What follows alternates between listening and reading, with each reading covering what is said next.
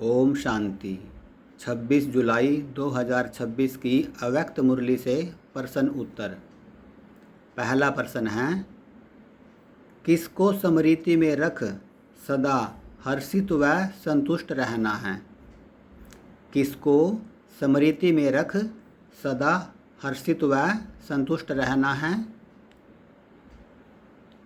उत्तर है, अपने भाग्य और प्राप्तियों को स्मृति में रख सदा हर्षित व संतुष्ट रहना है।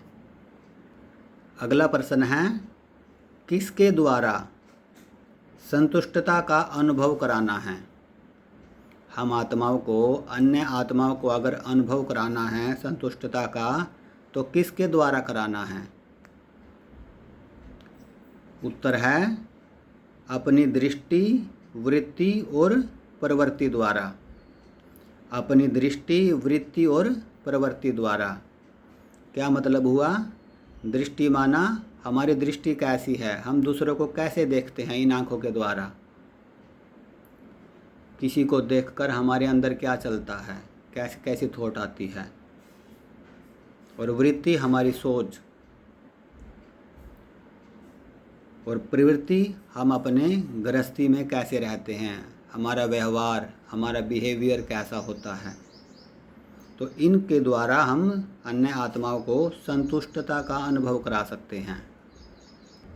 अगला प्रश्न है, आज बाप दादा हर एक बच्चे के मस्तक में कौन सी रेखाएं देख रहे हैं? आज बाप दादा हर एक बच्चे के मस्तक में कौन सी रेखाएं देख रहे हैं? उत्तर है, हर एक बच्चे के मस्तक में बाप दादा भाग्य की रेखाएं देख रहे हैं, भाग्य की रेखाएं।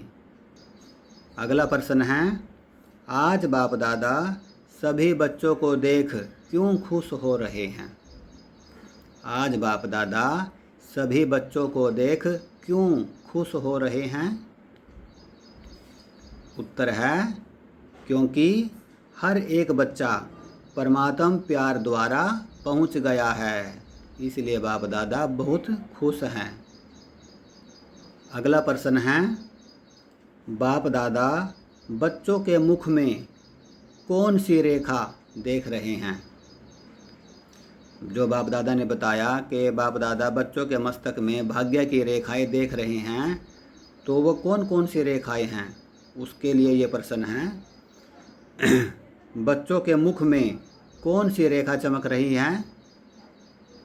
उत्तर है, मुख में मधुर वाणी की रेखा चमक रही है। मधुर वाणी की, यानी बच्चों की वाणी बहुत मधुर हो गई है। अगला प्रश्न है, होठों पर कौन सी रेखा चमक रही है? बच्चों के होठों पर कौन सी रेखा चमक रही है? उत्तर है, होठों पर मधुर मुस्कान की रेखा चमक रही है, यानी चेहरे पर स्माइल है, होठों पर स्माइल है, मुस्कान है, जैसे देवी देवताओं को दिखाते हैं। तो होठों पर मधुर मुस्कान की रेखा चमक रही है। अगला प्रश्न है, दिल में कौन सी रेखा चमक रही है? बच्चों के दिल में कौन सी रेखा चमक रही है? क्या देखा बाप दादा ने? उत्तर है, दिल में दिलाराम बाप के लवलीन की रेखा चमक रही है, यानी बच्चे बाप से बहुत प्यार करते हैं, उनके बिना नहीं रह सकते। अगला प्रश्न है, हाथों में कौन सी रेखा चमक रही है? हाथों में कौन सी रेखा चमक रही है? उत्तर है, बाप दादा ने देखा बच्चों के हाथों में सर्व खजानों के श्रेष्ठता की रेखा चमक रही है। सर्व खजानों के श्रेष्ठता की रेखा चमक रही है। अगला प्रश्न है, पाँव में कौन सी रेखा चमक रही है? पाँव में कौन सी रेखा चमक रही है? उत्तर है, पाँव में हर कदम में पद्म की रेखा चमक रही है। हर कदम में पद्म की रेखा चमक रही है, माना जैसे जैसे हम बाप के श्रीमत पर कदम रखेंगे, उनके अनुसार चलेंगे, फॉलो फादर करेंगे, तो हमें पद्म की कमाई होगी।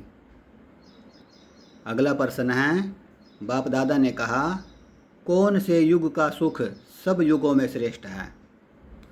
कौन से युग का सुख सभी युगों में श्रेष्ठ है? उत्तर है संगम युग का सुख सभी युगों में श्रेष्ठ है, क्योंकि इसी युग पर सर्व प्राप्तियाँ होती है, सर्व खजाने मिलते हैं, बाप दादा मिलता है, अपना बाप का सृष्टि चक्र का परिचय मिलता है। तो सभी युगों में संगम युग का सुख श्रेष्ठ है और तभी इस युग को हीरे तुल्य कहा जाता है।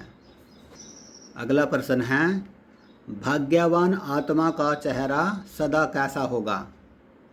भाग्यवान आत्मा का चेहरा सदा कैसा होगा? उत्तर है भाग्यवान आत्मा का चेहरा सदा हर्षित रहेगा, क्योंकि उनके चेहरे पर सर से पांव तक सभी भाग्य की रेखा चमकती रहती है, इसलिए वो आत्मा भाग्यवान आत्मा सदा हर्षित रहेगी। अगला प्रश्न है, संतुष्टता का आधार क्या है? संतुष्टता का आधार क्या है? उत्तर है सर्व प्राप्ति। संतुष्टता का आधार है सर्व प्राप्ति। अगला प्रश्न है, असंतुष्टता का आधार क्या है? अगर संतुष्टता का आधार सर्व प्राप्ति है तो असंतुष्टता का आधार क्या है? उत्तर है अप्राप्ति, यानी कुछ नहीं मिला। अगला प्रश्न है, जहाँ सर्व प्राप्ति है वहाँ किसका नाम निशान नहीं होगा? जहाँ सर्व प्राप्ति है वहाँ किसका नाम निशान नहीं होगा? उत्तर है वहाँ असंतुष्टता का नाम निशान नहीं होगा। अगला प्रश्न है, बाप दादा कहाँ से आए हैं? आज कहा बाबा ने कि मैं बहुत दूर से आता हूँ, तो बाप दादा कहाँ से आए हैं? उत्तर है परमधाम से आए हैं। और अगला प्रश्न है, ब्रह्मा बाप कहाँ से आए हैं? ब्रह्मा बाप कहाँ से आए हैं? उत्तर है सूक्ष्म वतन से आए हैं।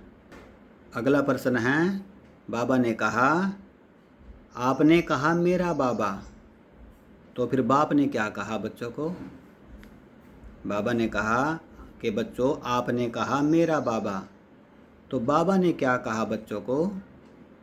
उत्तर है बाबा ने कहा मेरा बच्चा। हमने कहा मेरा बाबा, तो बाबा ने क्या कहा? मेरा बच्चा। अगला प्रश्न है, बाप दादा हर बच्चे से क्या चाहते हैं? बाप दादा अपने हर बच्चे से क्या चाहते हैं? उत्तर है बाप दादा हर बच्चे से यही चाहते हैं कि हर एक बच्चा सदा स्वराज्य अधिकारी बनकर रहे, सदा स्वराज्य अधिकारी बनकर रहे। अगला प्रश्न है, स्वराज्य अधिकारी किसे कहेंगे? स्वराज्यधारी कहो या स्वराज्य अधिकारी कहो, एक ही बात है। किसको कहेंगे स्वराज्य अधिकारी? उत्तर है जिनका मन बुद्धि संस्कार के ऊपर पूरा अधिकार हो, जिनका मन बुद्धि संस्कार के ऊपर और कर्मेंद्रियों के ऊपर पूरा अधिकार हो, उसको कहेंगे स्वराज्यधारी या स्वराज्य अधिकारी। पूरा कंट्रोल होगा मन बुद्धि संस्कार के ऊपर, कर्मेंद्रियों के ऊपर। अगला प्रश्न है, बाप दादा के प्यार की निशानी क्या है? आज मुरली में बताया बाबा ने, बाप दादा के प्यार की निशानी क्या है?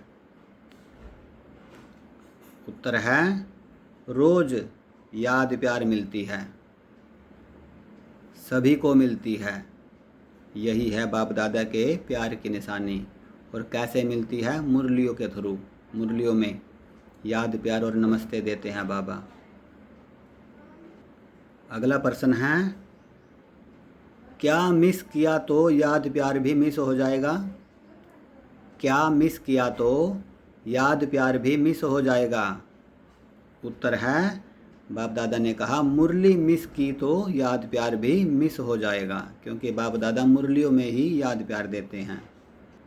अगला प्रश्न है, आगे बाबा ने कहा सिर्फ मुरली नहीं मिस की, लेकिन और क्या क्या मिस कर दिया? बाप दादा ने कहा जो मुरली मिस करता है वो सिर्फ मुरली ही नहीं मिस करता, और क्या क्या मिस कर देता है? उत्तर है बाप दादा का याद, प्यार, वरदान सब मिस कर देता है। अगला प्रश्न है, मुरली के ऊपर आज बाप दादा ने क्या क्या पॉइंट सुनाई है? मुरली के ऊपर आज बाप दादा ने क्या क्या पॉइंट सुनाई है मिस करने के ऊपर? उत्तर है बाप दादा ने कहा अभी मुरली मिस नहीं करनी, चाहे फ़ोन द्वारा सुनो, पढ़ नहीं सकते हैं तो कैसे भी सुनो, हाजिरी ज़रूर लगाओ, लेकिन मुरली मिस नहीं करनी। आज बाप दादा ने ऐसे ऐसे कहा। अगला प्रश्न है, आज बाप दादा ने कहा यह पक्का पक्का नोट करो। कौन सी बात पक्का नोट करनी है? मुरली के ऊपर ही कहा बाबा ने, यह बात पक्का पक्का नोट करो। कौन सी बात? उत्तर है बाप दादा ने कहा मुरली नहीं मिस करनी है, क्योंकि बाप दादा रोज़ परमधाम से आते हैं। कितना दूर देश से आते हैं मुरली सुनाने, तो इसलिए मुरली मिस नहीं करनी है। यह बात पक्का पक्का नोट कर लो। अगला प्रश्न है, आज बाप दादा ने कहा जो मधुबन में आते हैं उनसे फार्म भराओ, और फार्म में क्या लिखवाना है?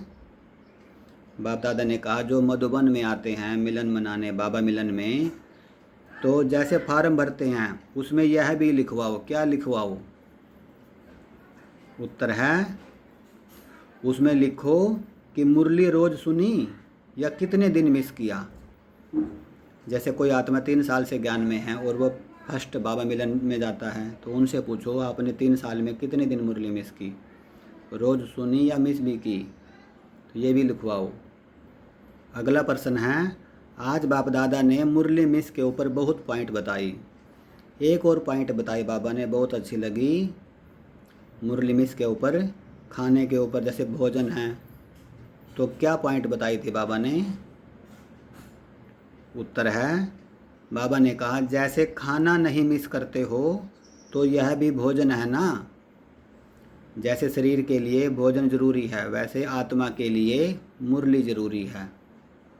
इसलिए मुरली मिस नहीं करनी है, वरना आत्मा भूखी रह जाएगी। अगला प्रश्न है, ब्राह्मण माना क्या? आज बाप दादा ने ब्राह्मण की परिभाषा थोड़ी अलग बताई। ब्राह्मण माना क्या? उत्तर है ब्राह्मण माना मुरली सुनने वाला, सेवा करने वाला, वो है ब्राह्मण।